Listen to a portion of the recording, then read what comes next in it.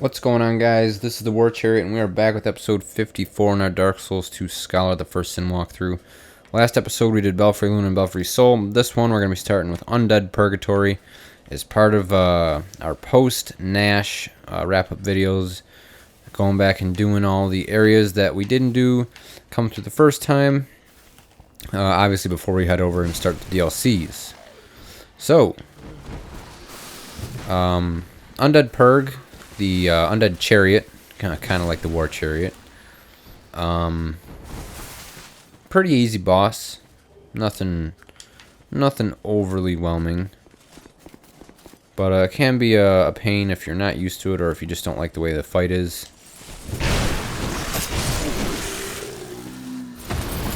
So normally we would come up here,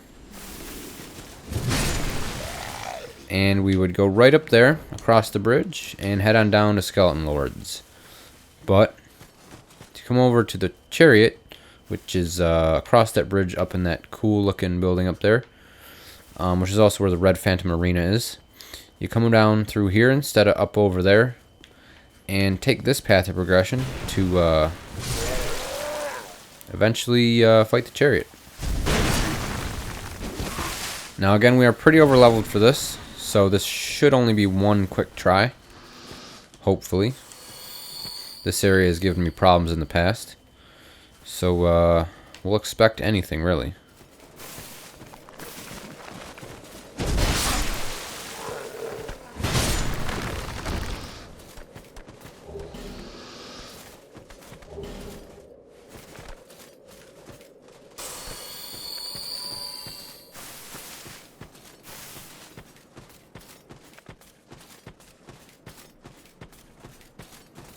Now this area is a bit tricky. You don't want to aggro all four of those guys at once. So I have a strat I use.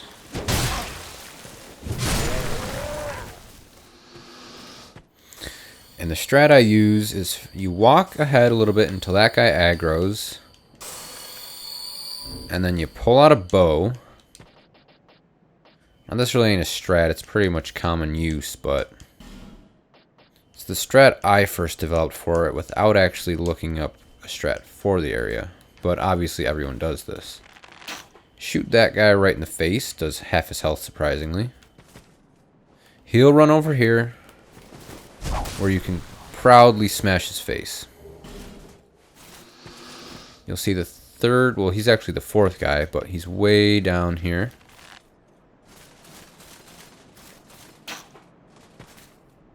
Shoot him. He'll make his way over here, where he will also get his face smashed in with a fucking sweet ass fucking golf club. That's kind of what the Black Knights from Dark Souls 1 used to do, but they used to do it where they would take a little extra time dragging it. It kind of looked a little bit cooler, but pretty much the same concept. Smash his face in. I don't like you looking at me like that, so we're going to take you out.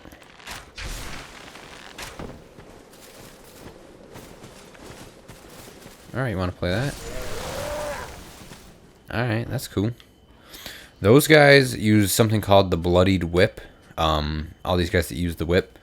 And that's a weapon I really want to get for my other PvP guy, or even this one, just because they're the hardest hitting whips in the game, but they are hard to get. Rare drop. The other weapon they use, that big like circle star blade thing, you can actually get. I don't know why the creators of the game made it so you couldn't get that. I feel like you should be able to own every enemy weapon within reason. I mean, you can own the freaking smelter hammer, for God's sake. If any of you know what the smelter hammer is, it's a giant ass weapon from Iron King DLC. I was just making sure I landed that hit. Iron King DLC, and it's fucking huge. It's like, it makes the giant warrior club look like a little stick. Now this guy's a bit of a bitch, usually, but with our OP build, he's a 4-hit and done. No. Yup, and I failed. Fucking A. I was going to say that used to be something special, but I'll go and get it anyway. But then you can see that I failed it. So yeah. I don't think I'm going to try and get that. Just because that jump, it's a bit of a pain. It's at a weird angle. You can see that I kind of like hit the edge and slid.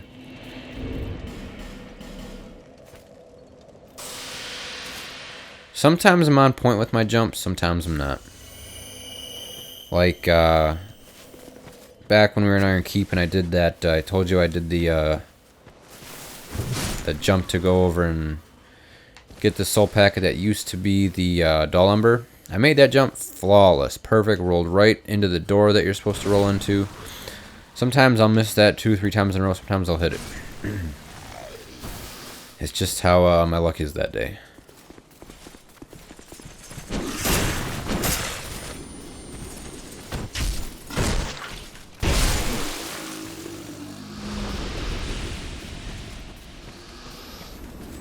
Alright, let's knock this guy out just so he doesn't follow us.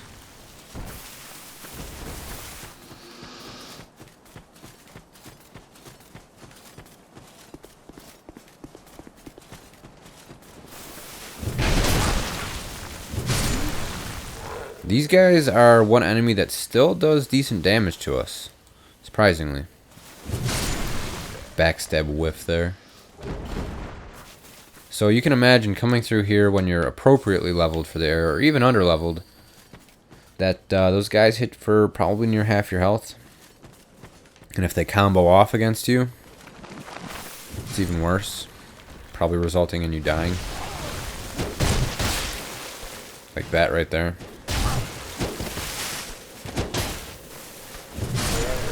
Some quick dodge strats to avoid a rage-inducing death. Not really, but it would be annoying. A death like that isn't worthy of rage-inducing.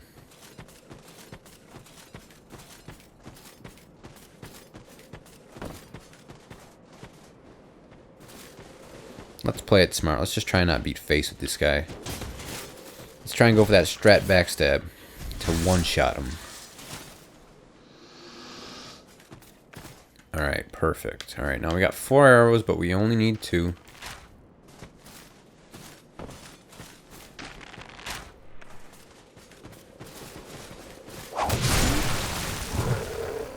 Perfect.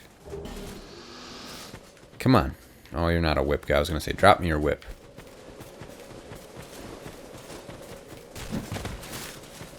Now that kick attack will break your guard and is very effective at it, so you got to watch out for that too.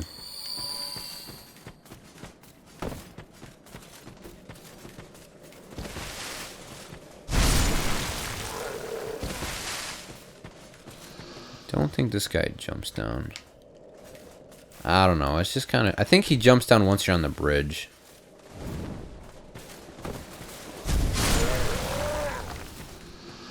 Yeah, I think that's what he does. I think once you get out on the bridge, he comes up behind you and tries to fuck you over. But we ain't about getting fucked over, so we deal with him right then and there. Guy hanging there. Guy hanging there. Both new additions with Scholar. So you gonna come up and play or what? Alright. Yet again, about to fight that red phantom. He can be a bitch sometimes, so you don't want guys behind you. You always want to have an exit. Actually, he's not here. Never mind. Yeah, I forgot. He's a one-time spawn-in. But fuck that soul packet.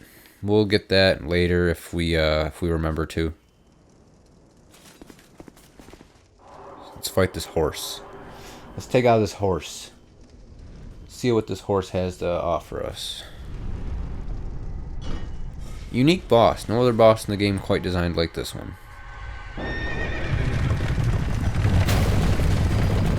Fucking boss ass Chariot spokes just shredding everybody. The Executioner's Chariot. Now we're gonna play this nice and smooth.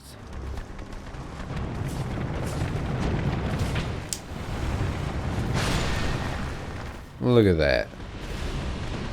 You gotta have a flow with this boss. You can't be all rigid. Like, oh, you're in the Chariot's way. Just roll right under that thing, man.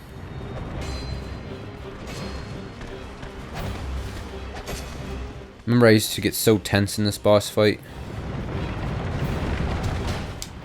But I remembered. It's all about the flow.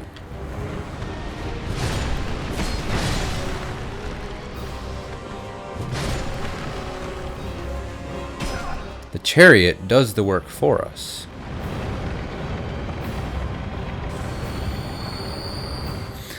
I'm gonna wait for him to go around one more time just to ensure that he kills all the skeletons, because now with the 2 necromancers dead, they do not respawn. Ooh, another skeleton right here. Now I think that's it, so we'll go ahead and pull the lever.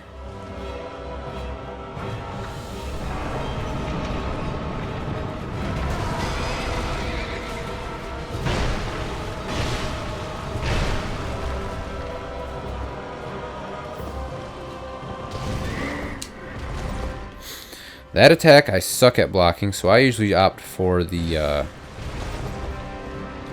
block it with my shield until I can just beat him up, take him fucking down, just like that. Take him fucking down. Get some pointless bullshit from them, because the only good thing in this area is fading souls. That is except for the last soul at the end here. Now there is a unique way you can kill him.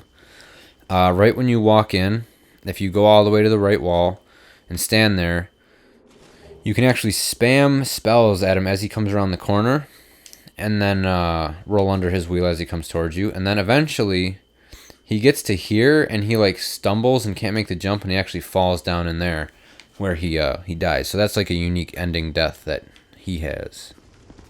Only done it once just to see it, but you have to be really good with timing with it, so I just choose to do that way. It doesn't take that long anyway. So now we have Titchy Gren, Blood Covenant leader unlocked, and the 3 arena doors here.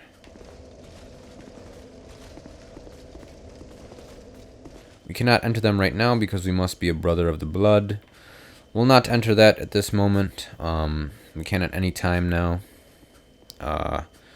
So that's pretty much it for here. Nothing else really to see. Go back to Majula real quick and level up. Didn't take us too long. Now we have to do Dark Lurker and Ancient Dragon, I believe. Ancient Dragon will be its own video. We'll travel to the shrine, and we'll beat on the Ancient Dragon once I get a little bit more beefiness to me. Bearer of until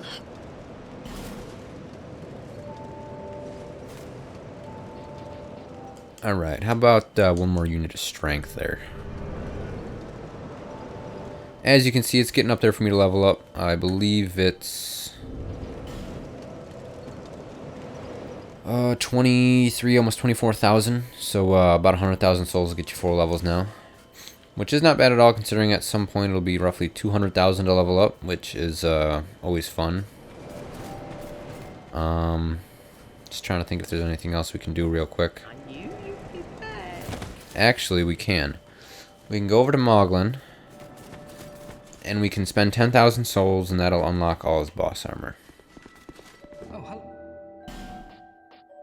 So what I usually do is I buy 5 of these things, and that equals 10,000 souls. And I believe now he will have all the armor for us. It's either 10 or like 16,000. I'm not really sure, but we'll see in a second here.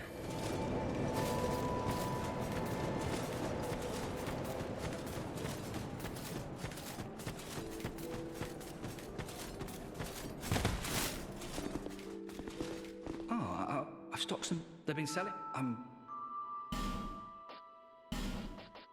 Yeah, as you can see now, he has some boss armor. I believe we have to buy a little bit more from him. I believe it's 16,000. So just to keep good track of that, we already bought 10,000. We need to buy 3 more of these to go 2, 4, 6,000 more to equal 16. So I will buy 3 more from him. And I believe now, if we go rest and come back, he will be sprawled out, chilling over on the pit there.